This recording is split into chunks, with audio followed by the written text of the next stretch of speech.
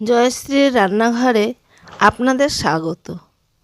আমার রেসিপিগুলি ভালো লাগলে আমার চ্যানেলকে লাইক করবেন, সাবস্ক্রাইব করবেন এবং প্লিজ শেয়ার করতে ভুলবেন না। টক পালঙ্গের চাটনি করব, তার জন্য আমি এখানে সাদা তেল দিয়ে দিচ্ছি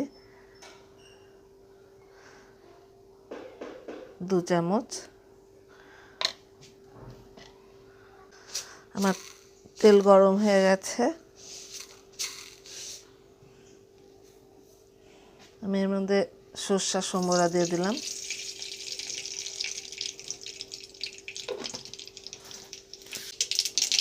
একটা শুকনো লঙ্কা দিলাম। আমার সম্বরাটা কালচে হয়ে এসে, তার মানে হয়ে গেছে।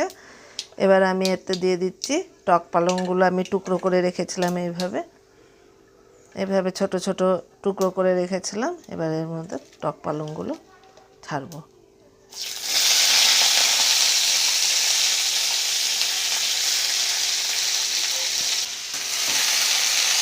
এটা করতে বেশিক্ষণ লাগে না,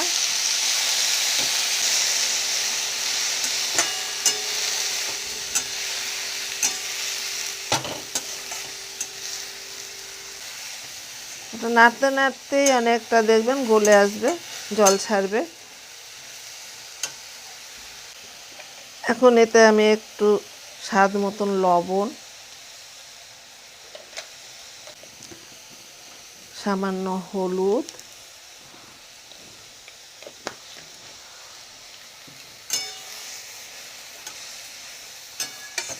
দেখুন জল ছাড়ছে। আপনারা চাইলে একটু জলও দিতে পারেন, না দিলেও হবে।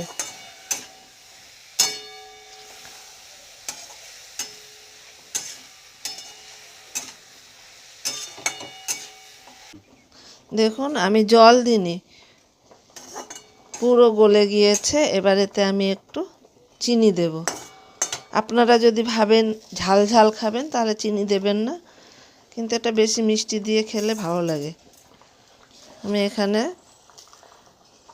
অল্প করে চিনি দিয়ে দিলাম।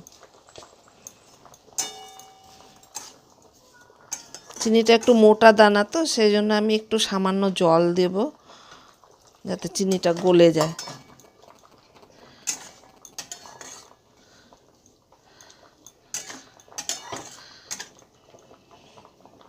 দু থেকে 3 মিনিট ফুটলে আমি এটা নামিয়ে নেব। টক পালংয়ের চাটনি রেডি। এখন এটা খাবেন, তারপর আপনারা বলবেন কেমন হয়েছে। যদি ভালো লাগে, আপনারা বানিয়ে খেয়ে যদি ভালো লাগে তাহলে একটা লাইক করে দেবেন, শেয়ার করবেন আর একটা সাবস্ক্রাইব করবেন।